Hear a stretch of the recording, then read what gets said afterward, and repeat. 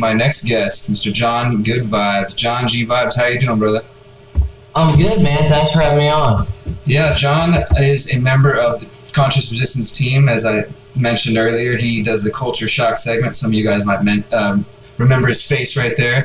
We don't have any video coming through, but we've got John on the line now. So I wanted to have you on tonight, man, just to talk a little bit about some of your upcoming book projects, including the one that we're working on. But before we get into that, tell everybody a little bit about the book you've already done and what's the latest on that.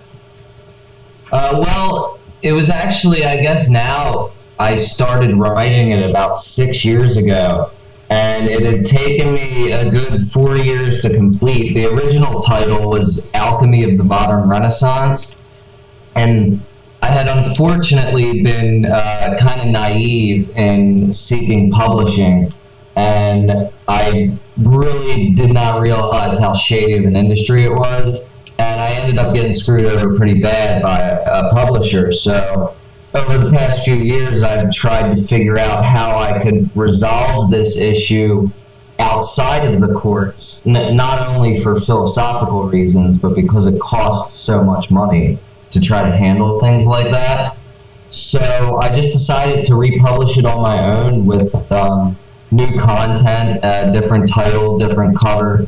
So now it's called Alchemy of the Timeless Renaissance, and I'm a lot more confident with the material overall, even though it's the same basic thing. And it should be out sometime this month, so I'm really excited to finally, after 6 years of, blood, sweat, and tears and frustration, to actually have this coming out.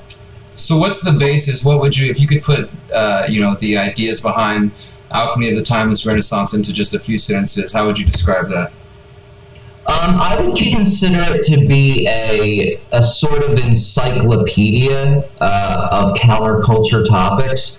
So it has, in this version, I think, between 60 and 70 different chapters, and each of them are on a different subject of the areas of research that you and I cover, from psychedelics to international banking to government propaganda, and a lot of the conscious topics as well. So it's little bits of that information put together in an organized fashion so people can kind of get the basics of each topic. Nice. Yeah, I still have not yet to read it. I've just seen it online, but I'm excited to get my new version of this and to see what you've done. The book cover looks amazing, so I'm really happy for you to do that. And not only am I happy that you learned these lessons and now we can move forward and you can get your book out in the format that you really wanted, but also because it's going to allow us to do a very much easier job through your mistakes and your struggles and your trials and errors when we release our book. Yeah, 100%. I mean, this has been a project that you and I have both been talking about for a really long time, and it seemed a lot harder to me for it to happen because of all the struggles I went through initially with publishing my book at first. But now, after what I've done to kind of redo this on my own, I've realized how easy it was. And really the only thing that's standing in between us and completing the project now is just us getting the work out, which, as we discussed earlier, is kind of the easy part for you and I, since we do so much writing anyway. Yeah, I'm excited to get this going, man. Like you said, it's been a topic we've been talking about for a while, and those who've listened to my show or various posts on Facebook have seen us talk about this for a bit. But today I felt like we made some really big steps forward in moving this book into becoming completed and manifesting that into reality. And I wanted to go over that, so let's do that a little bit. So just for the audience to be aware, what the idea behind our book, it's called The Conscious Resistance, Reflections on Anarchy and Spirituality. So, that kind of tells you everything you need to know. We're going to be looking at correlations between anarchist thought, agorist thought, voluntarism, and how that connects to shamanic teachings or Buddhist teachings. And we're also open to looking into how that connects to Christianity and how that connects to the teachings of Jesus Christ and the Tao, and to also, somebody told us to look into Epicureanism. So there's a lot of different topics we're going to cover, and We're really looking forward to doing this. And one of the things that I'm excited to do, man, is to really take this through piece by piece and to use, like you said, our understanding or our involvement in the counterculture and bring that awareness. Because I think that there is a huge, and we've learned this, man, and just from speaking out about this, we've learned every time that we decided, okay, let's push forth and let's continue to push this spiritual anarchist message, that other people have resonated with it and responded and said, you know, hey, I also feel these same ways. Yeah, absolutely. And I really think that it's kind of funny that I guess it was maybe close to 2 years ago now that we met at that concert in Virginia with our good friend John Light. And we were, as we started talking in between the set changes, we realized that, you know, we both have this extreme interest in both anarchism and spirituality. And at the same time, we have a very open-minded perspective about it. And at the time, I thought that was really rare to come across. And that was one of the things that we've talked about. But as time has progressed and we've put out this message, it seems like we've been attracting the other people out there who are on this level and who are, you know, feeling this kind of way. Exactly. And so hopefully with this book we can reach more of you guys, and please go ahead and chat along in the chat if you have any questions or if you have suggestions, ideas, books, topics we should consider. I'm just going to kind of go down the list that we made earlier, John, discussing possible chapters. And of course this is all really early on, so this is going to get you know, we'll go deeper in detail. We're going to find new stuff, and I guarantee this is not going to be the final list, but just some of the topics, and maybe we can go into a few of them. But obviously we're going to start with the basis of establishing the ideas of what we mean when we say anarchy and what we mean when we say spirituality. And I did a speech in New York last year at Anarchy and NYC where I talked about that and, you know, established, okay, anarchy, we're talking about self-rule, self-government, those ideas. And when we're talking about spirituality, I speak of practice that brings you closer to your spirit, to your nature, to, you know, to who you truly are. And I think sometimes people get caught up on the term spirituality and automatically assume that it means some kind of you know, for lack of a better term, foo-foo hippie shit is how I've heard it referred to in some ways by people, but it really is something, it could be any type of practice, something that just brings you closer to who you are, you know, and I think that that's an important distinction to make, that not all practices that are termed spiritual do that. You know, they're not all equal, I guess you could say. Not to say that one practice is better than another, because we all have our own individual experiences, but we're going to work on that, establishing what we mean when we say anarchy, what we mean when we say spirituality, and then going into those deeper levels and starting to see some of these connections to shamanism. One of the other ones that I'm really excited about, man, that I've did a little bit of debating back and forth with Christopher Cantwell, is the idea of us all being one, and us asking the question, are we really all one? And this idea of individuality versus collectivism. So talk a little bit about that. I think that's kind of another false dichotomy that's kind of crept up. And I mean, the philosophy of, you know, traditional liberty and things of that nature, it's been very important to me, but at the same time, it can be extremely dogmatic sometimes, where people, you know, see things in very black and white terms. And you and I have both seen how incredibly, I guess you could say, cliquey things become when, you know, people are passing judgments on how good of an anarchist you are, or how good of a spiritual person you are. And really it's not about that at all. And I'm sorry, I went off on a bit of a tangent. Can you bring me back there? Yeah, no, you're good. What we're getting into, though, is just like, I think where you're going with that is that there becomes a point where it's not anymore about what your principles are. And what I was starting with is the idea of individuality versus collectivism. And it seems like after a while, it's not about who you are as an individual, whether or not you're principally sound or if you're into this philosophy that you espouse all the time, but it can become, as you said, cliquish, and it becomes this sort of collectivist idea. And I think one of the angles I want to take on this is that we hear those on, like, let's say the more extreme spiritual side saying, hey, let's all be one, we're all one, so let's have a one world government, things like that. And you've got people on the extreme individualistic side who are very much against these ideas, but there is a common ground, and there is, as you said, that's a false dichotomy to believe that it's one or the other, that we're either all of one or we're all completely separate. And instead, as usual, there are shades in between. Exactly. And the other important thing to mention here is that a lot of times people fail to make the distinction of voluntary collectivism versus involuntary collectivism. Mm-hmm. And having a collectivist approach in certain situations, if everything is voluntary and everybody is in agreement, that is not necessarily a 100% evil in every situation.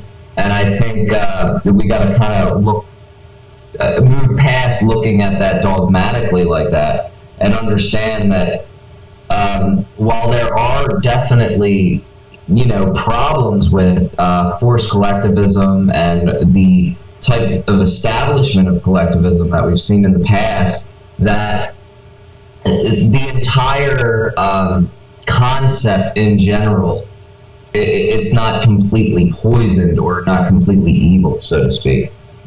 Yeah, I agree. We gotta learn to make the distinction between voluntary and involuntary actions that take place.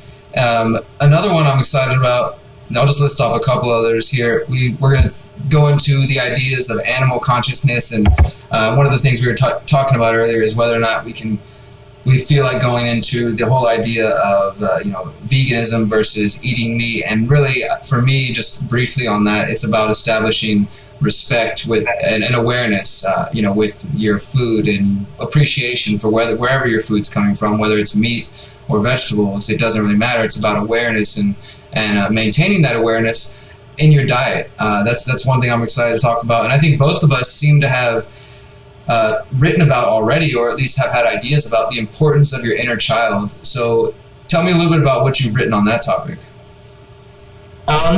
Well, basically, that is actually a chapter covered in The Alchemy of the Timeless Renaissance, but it's such a huge and important topic that I'm definitely going to be able to elaborate a lot more on the new project we're working on. But my work in the past has basically been around the concept that when we are children, we're kind of a clean slate, so to speak. And if there is some kind of spiritual realm that we can tap into, I'm not going to put a truth judgment on that, but if there is, then I think that is something that we're more likely to be connected to as children. And for the only reason that we are not corrupted by the society's ideals and the frame of reality that is, put into people's heads as they're conditioned as they grow up. So I think if as much of that childhood mentality in a lot of ways that we can maintain, I think the better off we'll be and the more sane we'll be. And that doesn't mean not maturing. We can be mature and still have that inner child. It has nothing to do with maturity. Yeah, I agree with you 100%, man. And one other point I want to make on that, because I fully agree with you that if you lose that sense of childlike wonder of looking at the world and thinking like, wow, I can change the world. We grow up most of our lives, or from the beginning, we're told the world is at your fingertips. You can achieve anything you want. And then you get to a certain point and people are like, wait, you need to conform to this and this and this if you want to be happy. And you have to go to this kind of school and get this kind of job. And after a while, that inner child, that spirit that wants to be free and yearns to be free, and also that I think intrinsically knows what is right and what is wrong and doesn't need a parent figure, it is beaten out of us, or educated out of us, so to speak. And we learn to lie to ourselves about it, essentially. Exactly. That's another great point. And for me, the reason, outside of understanding that, okay, this is a false ideal that this society, this system, the media and all of its components are trying to shove on us and tell us this is the way to live, but also in thinking of shamanism and the healing that takes place through shamanism, it is extremely important to have a sense of an inner child, because without that, then when somebody tells you, hey, you can sit down and you can drum and you can listen to the sound of that drum and you can be healed through that, or you can help access deeper states of your own mind to work your way through problems or whatever it may be, or you can listen to trance music. I mean, all types of music are healing, but if you smother that inner child and all you have left is this critical, logical, strictly logical thinking, rational, quote unquote adult, that frontal lobe thinking is constantly going to tell you, God, this is silly. Why am I doing this? I feel so stupid. Why am I doing this? You won't allow your own self to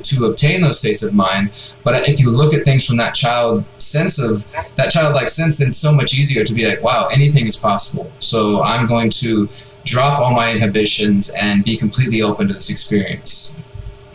Yeah, absolutely. And I think the attitude that you were talking about earlier, or just a minute ago, is really important to point out that when we get corrupted by, society, and we see things in these black and white terms, and we think that everything is about logic and rationality, then we come to a point where we think we know everything and that we don't believe that there's anything to be learned. And I think that that's an extremely dangerous spot to be in, and that's where a lot of people in this reality are currently at right now.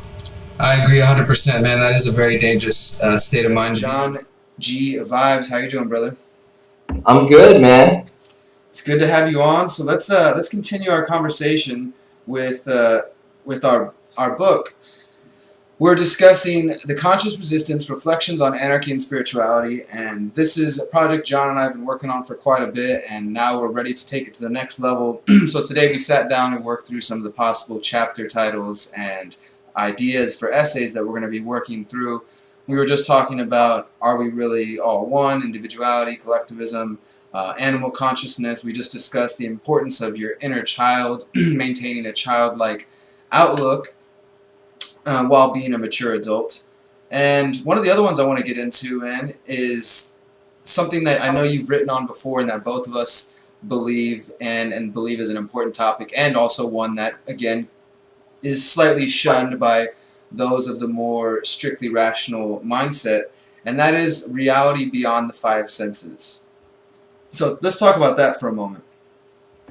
Yeah, I think that the basic model of reality that most people on the planet have now, it used to be a religious one, and then that was their dogma, and now people have this five sense dogma going on, where only that which can be described or felt through the five senses, that is the only phenomena that we could call real.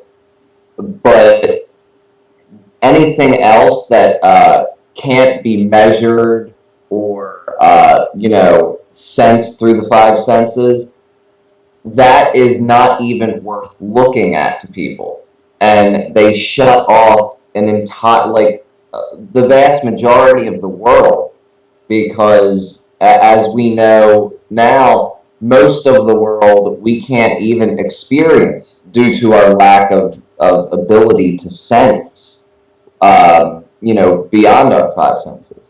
So I think that it's definitely a very serious issue that needs to be broken down, because once again, like these black and white terms where people think that it's religion versus logic, and that's what they've been set up for in school.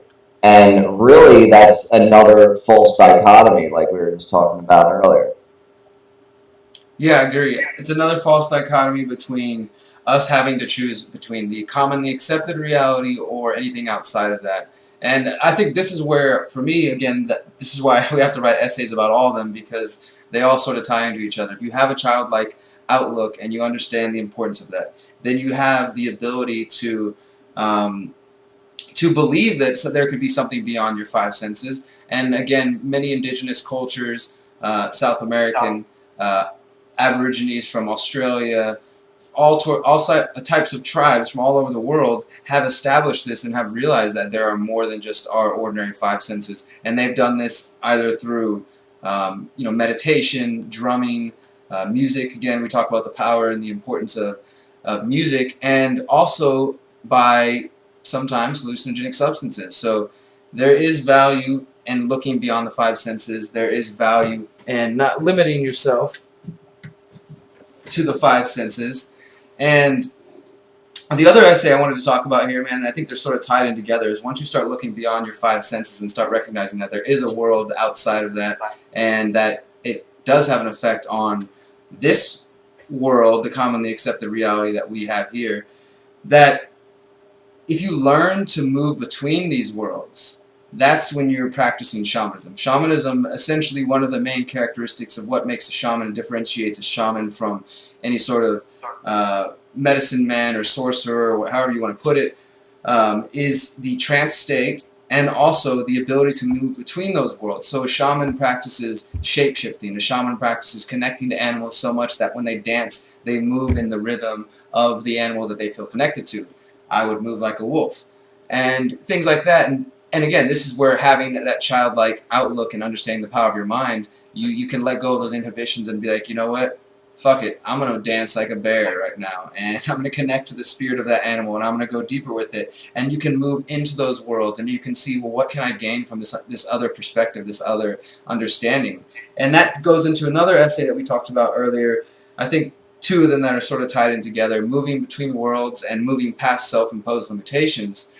Now, in the shamanic perspective, when we're talking about moving between worlds, we're talking about moving between this multi-layered reality of what we would call, say, the objective experience, which is what we all agree on to be this reality, then the subjective experiences that we have as individuals that are personal and that no one can really take away from, and then going deeper, you have what some would call the holistic outlook, and even deeper than that, a completely interconnected experience. So we can start to see and understand, and from the spiritual standpoint, that there are multiple levels and layers of reality that we can choose to move in between from. And what I like to take it is even beyond that, and this is something I really want to hit home on the essay, is that as activists, as spiritually conscious, aware beings, we have to learn, or I believe it's important to learn, to move between these worlds, not only in the spiritual sense, but to be able to go to, say, a political event one week where you're hanging out and you're dressed up all suit and tie and you're doing that, but you're speaking and communicating these important ideas, like I did last year at Anarchy and NYC. And John and I both talked about this beforehand. I was telling him, like, man, I don't know if this is my kind of, this is my kind of audience, but I'm going to go play that role because maybe this is the kind of people that need to hear the message the most. And it seemed to be that way. And then next week, I'm hanging out with a bunch of hippies sitting around a fire and talking about life while tripping on acid. I mean, whatever. And then the next week I'm sitting in city council and discussing, some other issue with the mayor. But all of those are the same being, the same person moving between these different worlds. Learning to be an activist and to communicate your ideas outside of just the activist realm, and to communicate these ideas in everyday conversation. To be a musician, to be a performer, to be a shaman. And that's something I really want to hit on, to be able to move past this one way of looking at reality and those self-imposed limitations, and being able to move between those worlds. Yeah, absolutely. You made a lot of good points there. And there was one thing that I wanted to kind of track back to when you were talking about the objective and the subjective world and stuff like that, and the five sense issues. I think it's really important to point out that when we talk about things that are beyond the five senses, we don't necessarily need to put truth judgments on them. I mean, it's probably not correct to do so. And, there is an objective world and there is a subjective world. Just because we can't say for 100% sure that, what we believe about our subjective experience is in fact true, that may not even matter depending upon the experience that we have. And, I think that for so long our species is used to putting really harsh truth judgments on things that lie beyond the five senses. We have all these religious organizations trying to kill each other because they have made different truth judgments about things that can't be proven, things that lie beyond the five senses. And this is probably why people are so frustrated and turned off with even looking past the five senses, but that's definitely throwing the baby out with the bathwater. And I just think that that's a important point to touch on too. Yeah, I agree with you. We've moved from a point where shamans and individual healers and community teachers was all there was. There was just you, nature, and your community. And we taught and we learned together and we experimented and we figured out how to understand the world around us. And then eventually, the ruling class and the religious class were established, and they professed these ideas that they claimed were the holy grail on truth, the final word on what spirituality is. And as we know, they started extinguishing through the Inquisition all types of shamans and what they called witches, etc., and basically eliminated the idea that we could establish our own way of thinking and our own way of understanding the world. And if it was anything outside of their perspective, then it must be burned at the stake. So it's important for us to get past that type of thinking, because as we've recognized that people can be dogmatic on either side. You've got the atheists on one end who would, we would probably agree often about, why they don't like religion per se, right? But then they can be just as dogmatic about their lack of belief or about wanting to disprove something. And as you said, we just waste our time trying to disprove someone else's reality. If I have a deep meditation and I go within my own mind and I have a conversation with the raccoon and I go on a walk and I experience 4 different stages of my life and see, how to heal my problems and where I should go and what I should do and what mistakes I've made, who are you or who is anybody to tell me that, that's not a realistic experience? And in the same vein, if you go home and you pray with your rosary beads or do whatever it is that you do, and you feel you've had a deep connection to God, to the universe, to that intrinsic spiritual experience, nobody can take that away from you. And again, if you are an atheist or you lack beliefs, nobody can take that away from you. So I think if we start establishing the respect that we're trying to work on by having these conversations, we're going to move a lot closer to this more free, compassionate, and connected world that we talk about. Yeah, absolutely. I definitely agree with that. And there's 2 more topics I want to get into before I let you go for the night, brother.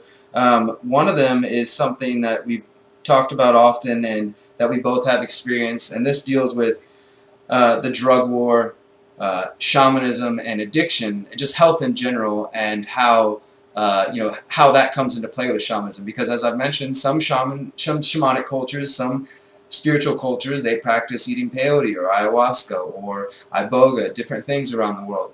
And also some people believe that these same substances can be cures for heroin addicts, for alcoholics, and they've proven to be quite successful.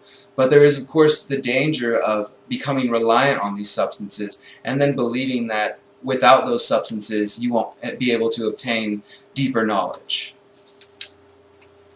Yeah, it can definitely work as a catalyst to help us, gain inspiration or solve difficult problems. But we can't have it as the source of those things. It can be a tool to help us, but like any tool, it's a double-edged sword. Any tool that can be used to help, most of the time can also, do some destruction. So, I know personally that finding shamanism has helped me rid my life of a serious alcohol problem, and my health has improved greatly. I still go hard, and I still party, as many people know, but I've been able to take a more responsible and aware approach with how I'm treating my body, and I'm a lot more selective about, I guess, my behavior and my relationship with chemicals. Yeah, and that's something as well that I'm looking forward to writing about, man, because followers of this show and just friends and fans of mine know that I have had a drug addiction in the past, and before it was my final drug addiction, there was several of them, and that's kind of how our habits are. We move from one thing to the next, one bad behavior, whether it's drugs, alcohol, loose sex, or whatever your gambling, whatever your habit may be, whatever your vice is. Vices are not crimes. But we hop from one behavior to the other because we never deal with those deeper issues. And for me personally, I went from just drinking, being crazy all the time, to taking a shitload of ecstasy, to taking Xanax, bars all the time. And, you know, I would go between stages of getting better and then getting on something else. And then eventually I met my match and I tried crystal meth, and within 10 months it kicked my ass and locked me up.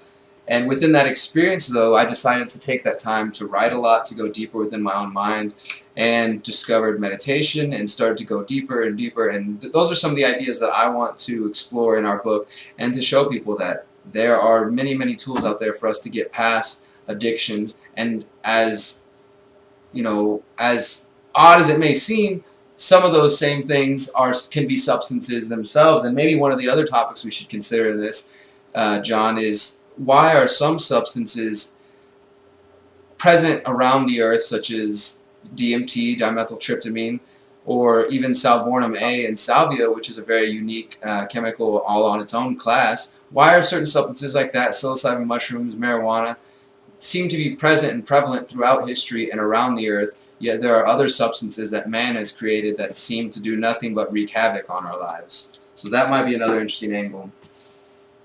Yeah, I think that it would be irresponsible for us to talk about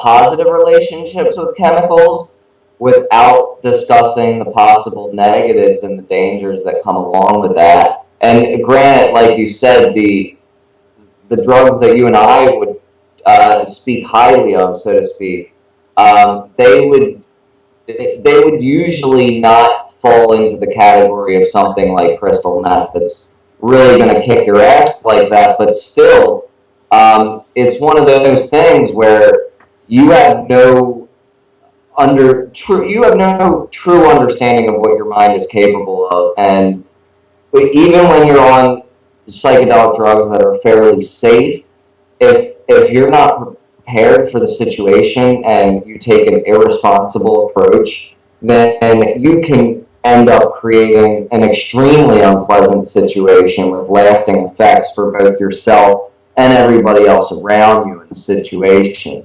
So I think that is definitely going to be an important point that we touch on, and something that I personally think is kind of left out of psychedelic culture a little bit, because people are uncomfortable about talking about addiction and the possible negatives and the things to look out for. But I think that's all the more reason for us to kind of speak up about it and make a point. Definitely. One other aspect that often is overlooked, and you're talking about, sometimes we don't want to look into the darkness and the underbelly of these different things, the counterculture, drug culture, spirituality. I mean, even talking about spirituality, I will say firsthand that there are lots of good people out there, but there are also plenty of scam artists in different spiritual communities who see people that they can prey upon and just make up their own teachings, and people will accept them, and there's just different dangers in all these things. And one of these include what we are referring to as dark shamanism, and what Michael Harner referred to more as sorcery, Michael Harner being the anthropologist who wrote the book The Way of the Shaman that we discussed on last week's show. Now, one of the aspects we want to consider, though, is how does dark shamanism come into play? Because we can't just ignore a topic and simply focus on the positive. We have to recognize that if our mind can manifest reality, and if we can have this childlike outlook on our world and create situations that we want and create beauty, then it's also possible, and it is possible, that we can create the opposite if we choose to. And for the most part, most of the shamanic literature has not focused on those type of teachings, and I think mainly because they're pretty heavily guarded, that as difficult as it may be to go into a tribe and to say, hey, I'm here to observe and to learn and to not condemn or to change your people and your ways and your teachings, and then to even get past that and to finally be allowed to come communicate and meet the shaman, I imagine it's probably a lot more difficult to meet shamans who are practicing some of the more dark arts. And one of the things that we wanted to get into about that, and that we have talked about, deals with establishing, so if we're working from a basis of the non-aggression principle, which means that I choose to live my life in a free, voluntary way, and I'm allowed to do whatever the hell I want, as long as that's not interfering or impeding on your freedom, and that I choose non-aggression, I choose a peaceful way of living, unless I need to defend myself. So that means I won't aggress on you, you don't have to worry about me coming to attack you, and I hope that you would do the same for me, and we can live in this society. So understanding that, then we're going to consider shamanism that works from that perspective. So dark shamanism wouldn't be what we are practicing or preaching or talking about. That would violate things like creating, say, for lack of better terms, a spell or a ritual or a ceremony or a negative intention towards somebody. That would violate the non-aggression principle, in my understanding, at least. I mean, I guess now we're going to a whole new different level, John, where people say, well, do verbal attacks violate the non-aggression principle? Now we're talking about, do spiritual attacks violate the non-aggression principle? But I think it's all in that intention, and somebody choosing to create a mindset around that would definitely be a violation of the non-aggression principle. Absolutely, and I think that we need to be clear about our definition of shaman, because if we're discussing light and dark shamanism here, I would personally consider that the reason why dark shamanism isn't discussed as much is because of the fact that dark shamanism has ruled our world for centuries.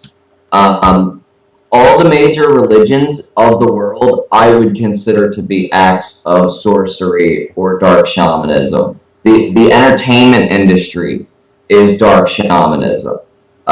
This highly guarded and corrupted scientific establishment is an example of sorcery and dark shamanism. So this is what has controlled our reality, and I think a lot of people don't even realize that, because when you hear about shamanism or sorcery and things like that, you get a kind of cartoonish image of maybe like a wizard or an Indian chief, and it really has nothing to do with the way the person looks or what kind of lifestyle they come from. It's the actions that they're carrying out. And all of the organizations that I pointed to as elements of dark shamanism, they are all openly either violating the non-aggression principle, or they are backing up and kind of giving credence to the constant violations of the non-aggression principle that are taking place. Absolutely, I agree with you, man. I'm excited to get into this so we can break down more on that, because I feel like every single topic we've touched on tonight that we're working on, and there are a few more that we didn't even get into, every single one of them deserves their own time and research, and I hope that those who are hearing this will choose to do their own research and to look into shamanism, Buddhism, spirituality, anarchy, and all these different topics, and really to see how they can make your world more free, and how some of the ways that they're already affecting and are a part of your life. I appreciate you taking the time to talk tonight, man. Absolutely, man. I'm always happy to be on, and I'm really glad to be making some progress on this project. It's really exciting. It's very exciting, man. So let everybody know where's the easiest place to find your work, your articles. I know that, like you said earlier, we're both constantly writing, so where could we find your articles right now? I still publish at least 2 articles every day on intellihub.com, and my Facebook page is extremely active, and that's facebook.com/JGVibes. And when my book is released, I might be establishing another place online to kind of coordinate that, but I haven't been too sure yet. So the best place is facebook.com/jgvibes and intellihub.com. Awesome, brother. Thank you for talking to us tonight. Oh, thank you, man. I'll talk to you